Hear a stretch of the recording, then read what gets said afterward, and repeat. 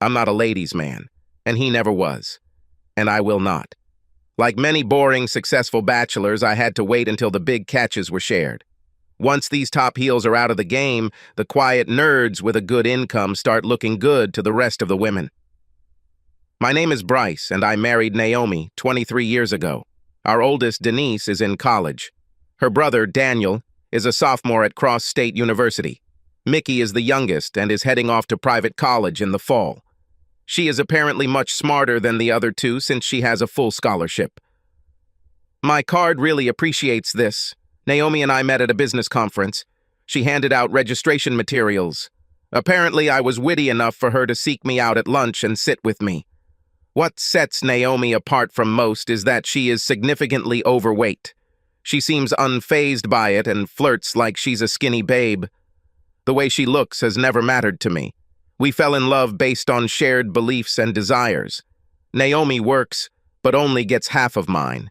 She is a mystery. She's very smart and pretty, but refuses to wear makeup or watch her weight. I try not to pry into other people's business, but I saw her health report and it said 240. That's not good for a 5'4". I learned early on never to broach the subject of diet and face paint. We have arguments, but I can't say it's ever affected our sex life for more than a day or two. There is nothing exciting about this sex life. Once or twice a week, we have sex. I never wanted to know if Naomi had sexual fantasies, and she was never interested in mine. I guess I'm old-fashioned in the sense that I think they're risky. My daughter Mickey, a high school senior, was the first to enlighten me. Dad, you're so stupid that I almost wish the milkman was my father. Did Mom have lip gloss on when she left for work this morning? How do I know this? Does she ever wear makeup?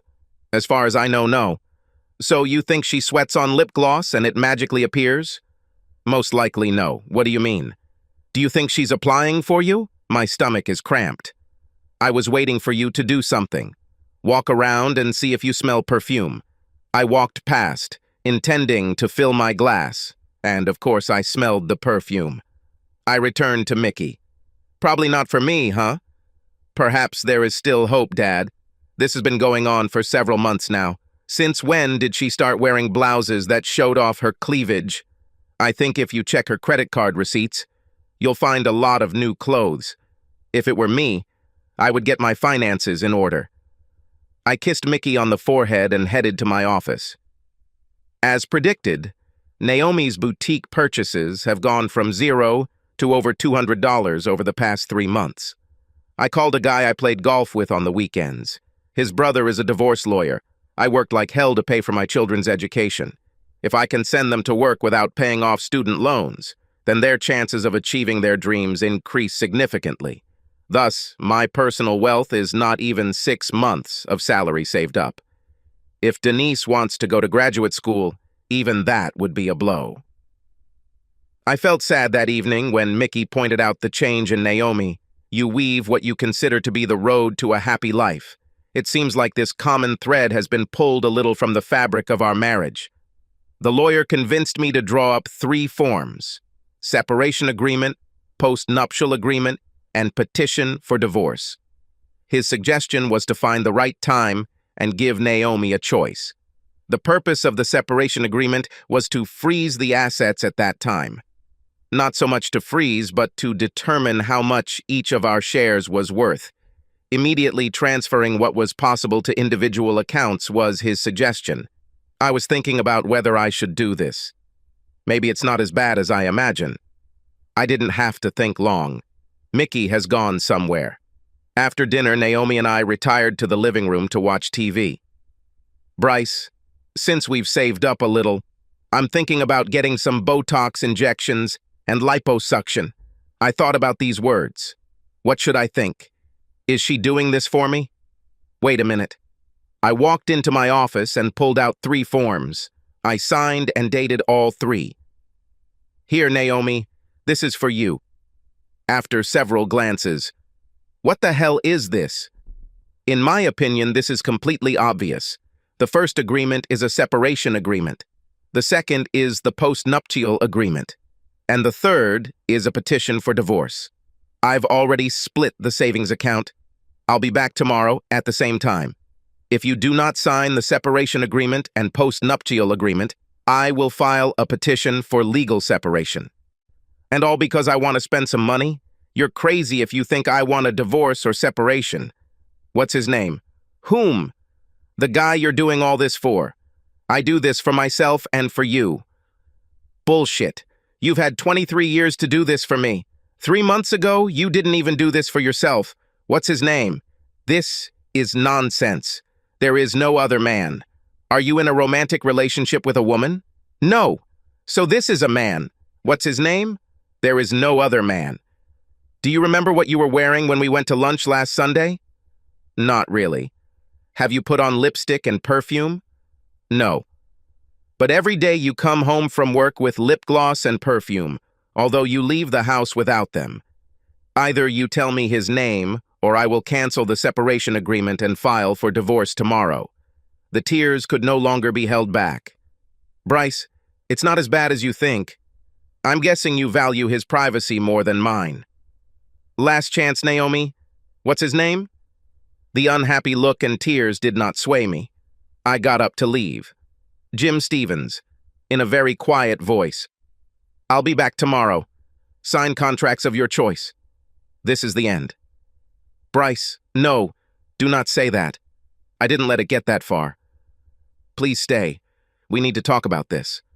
I went to my bedroom and packed my suitcase. Naomi sat quietly, covering her face with her hands. I didn't notice how Mickey hugged me and kissed me. I'm proud of you, Dad. If we are not good enough for her, she can live on her own. How could I miss all these signs? Very simple, Dad. In the college preparatory class I attend, we studied confirmational biases. This basically means that you interpret and filter out any information that goes against your pre-existing beliefs. You believed your mom would never cheat on you, so you ignored or misinterpreted the signs, because they didn't fit your preconceptions. You are far from the first and not the last. Politicians use this to their advantage. They will talk nonsense until they touch a voter's nerve. This voter ignores everything he disagrees with as long as the politician promises something important to him. This is amazing, Mickey. I'll be back around this time tomorrow, baby. Thanks again. Love you. I love you too, Dad. When I remembered her picnics and holiday parties, I couldn't remember Jim Stevens. I was out of town for the last meeting a couple of months ago. There were too many results in the internet search to be useful. Maybe it's not even his name. Maybe she was just blowing smoke to make me shut up. Luckily, my work day was busy. I didn't even have time to have lunch. When I decided to turn on my phone, I received messages from all 3 kids and a good half dozen from Naomi. Mickey brought Daniel and Denise up to date with Naomi's affairs. All 3 calls from children were a good moral incentive for me. I didn't spend a lot of time arguing with myself about what I wanted. What I really wanted was no longer possible. Apparently, I wasn't enough for Naomi. I was very hesitant to listen to Naomi's messages. Bryce, it's not a problem for me. Please believe me, signing is not a problem. I didn't have sex with him. I love you. Call me, please. An hour later. Bryce, come home. Please. I was stupid, but you stopped me from doing something terrible. I love you. First thing this morning, good morning, Bryce. I hope you slept better than I did. I wrote you a letter. He will tell you everything. I signed a separation agreement and a retroactive post-nuptial agreement. I don't want a divorce, Bryce. I love you. About an hour later, did you really need to involve the kids? We could work things out calmly. An hour later followed. Sorry, Bryce. Mickey told me that she was the one who told you what I was doing, and that she also told Daniel and Denise about it. We can work this out, Bryce. I love you. The shock came at noon. Bryce, I resigned. I filed a complaint against Jim Stevens, but I doubt it will work. See you soon. I love you.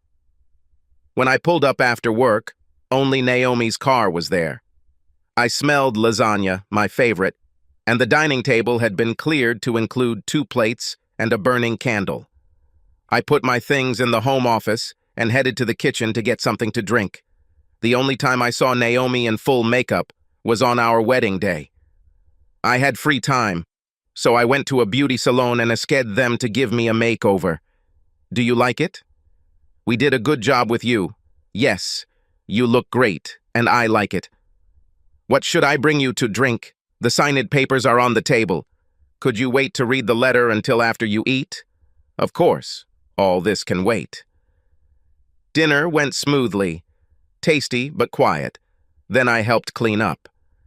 I moved my things to Denise's old room. You can take over our bedroom. I will not deny you sex anytime you want. Let me know when you want to talk. Naomi disappeared into Denise's room. I retired to my office. The documents were signed and dated. We were separated by law. I can't honestly say this is what I wanted. My emotions were at their limit. Driving happily ever after a tire or two has blown out. Is it possible? After downing 3 fingers of whiskey, I opened Naomi's letter. Bryce, I won't go down the beaten path of cliches. I was selfish and prepared to do something I would always regret. It all started when Jim Stevens was hired to fill the vacant office manager position.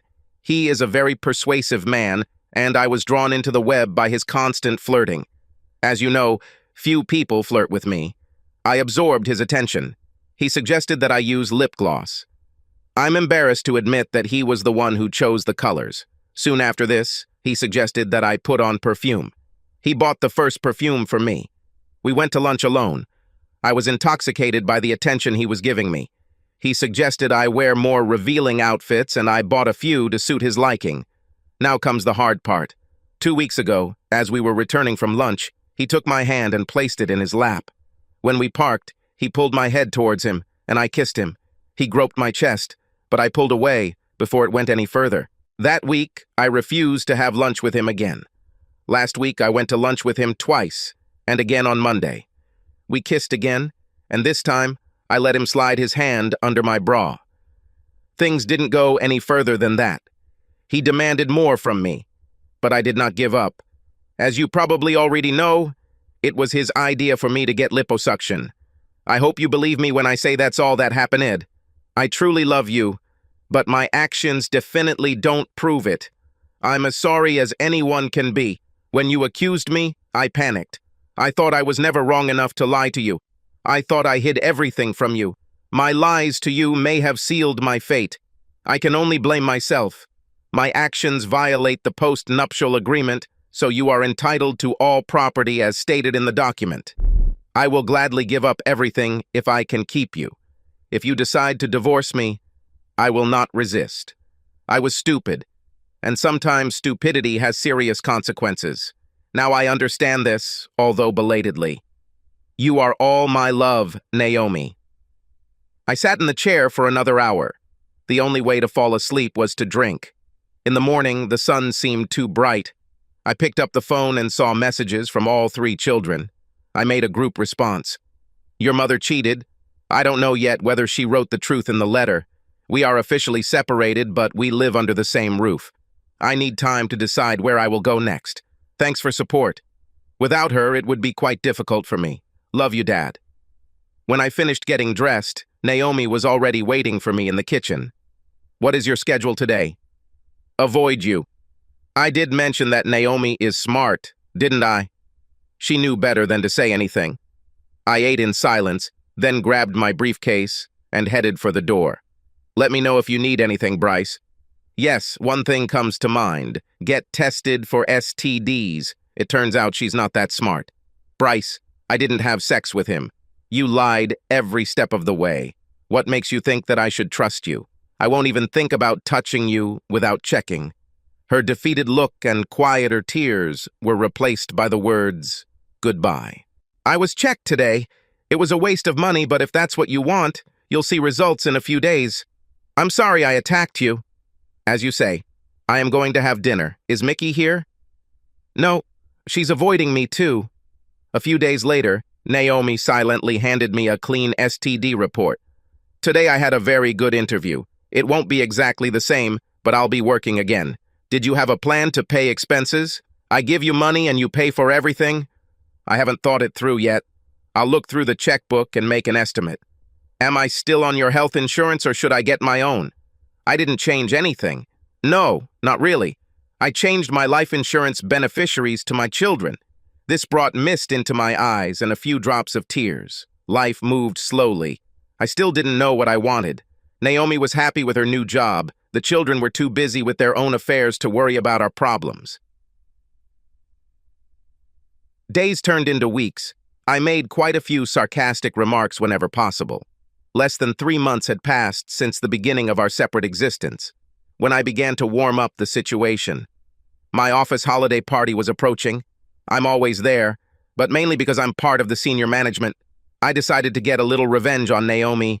I arrived home at the usual time and the smell of cookies filled the house. I needed to change clothes and get to a hotel in the city center where celebratory events were taking place. "Hi, darling. How's work today?" "As always. I won't stay for dinner. Today we have a corporate party." "Oh my God. What is the dress code today? Give me a few minutes and I'll be ready." "I'm so sorry, Naomi. I won't take you. I have a date. I need to change clothes. I didn't have a date. I was picking up Mickey so she could dance. I rarely wear cologne, but today I put on some perfume. It's in a hotel in the city center. If I drink too much or anything, I'll just rent a room." "Good night, Naomi." I could tell by the look on Naomi's face how hurt she was. Let it be so. Misfortune loves company. It's her turn to deal with emotions she thought she'd never have to deal with. Very few people asked about Naomi. The rumor spread and everyone knew something was wrong. I enjoyed the explicit sexual flirting offered by several single ladies. It would be very easy to spend the night with your desired partner. I was wondering if I should go home today. How much pain has already been caused? Is it enough? Around 1 o'clock in the morning, Mickey got ready to leave. Robin Lowry, a divorced 30-year-old cutie, was drunk. She is in my department, but does not report directly to me. "Bryce, I rented a room. I could use some help finding my room." I caught Robin before she fell. Mark Franklin, who works for me, grabbed it from the other side. Robin handed the key to Mika. Mark and I walked Robin to the elevators.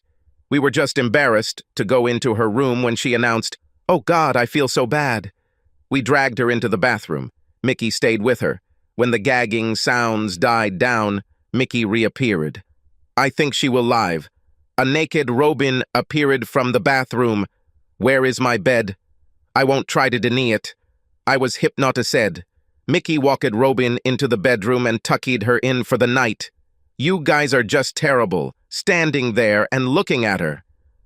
"I have no idea what you're talking about, Mickey." "What about you, Mark?"